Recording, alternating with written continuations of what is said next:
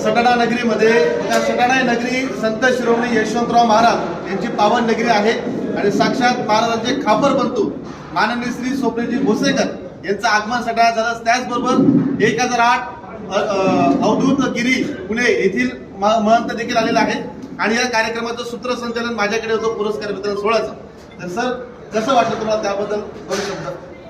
आज बागला लोकतंत्राचा जो वर्धापन दिन होता त्या वर्धापना दिनानिमित्त डॉक्टर ललित सर खैरनार यांनी त्यांचं जे अँकरिंग होतं ते अँकरिंगमध्ये त्यांचे शब्द इतके स्पष्ट आणि जे आपण म्हणतो खणखणीत आवाज तो मला खूप आवडला आणि एकदम ते जे बोलतायत ते मान्यवरांपासून अगदी शेवटपर्यंत बसलेल्या माणसापर्यंत स्पष्टपणे तो आवाज आणि एकूण एक शब्द ऐकू येत होता। म्हणजे जी म्हणतो आपण अँकरिंग ही कला एक फार दिसते एवढी सोपी नाही, कारण का स्टेज डेअरिंग नावाचा जो प्रकार आहे तो स्वतः मी पण अनुभवते कित्येक वेळा। खरंच एकदम उत्तम आणि स्पष्ट आणि खणखणीत आवाज सरांचा आहे आणि अशीच त्यांची भविष्यात प्रगती हो, वाटचाल हो, नवीन नवीन त्यांना व्यासपीठ ह्याच्यापेक्षा मोठे उपलब्ध व्हावं अशी मी महाराजांचरणी प्रार्थना करतो आणि त्यांची प्रगती व्हावं एवढंच मी म्हणतो आणि माझे दोन शब्द संपवतो। धन्यवाद सर, धन्यवाद।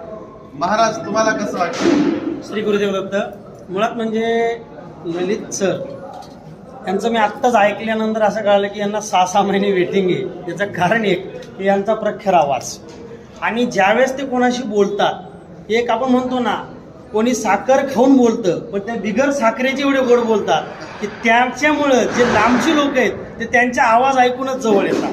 हा त्यांचा खरंच म्हटलं तर हा कार्यक्रमाचा जो प्रभाव होता पुरस्कारार्थ्यांपेक्षाही सगळं लक्ष केंद्रित करणारे होते ते ललित सर।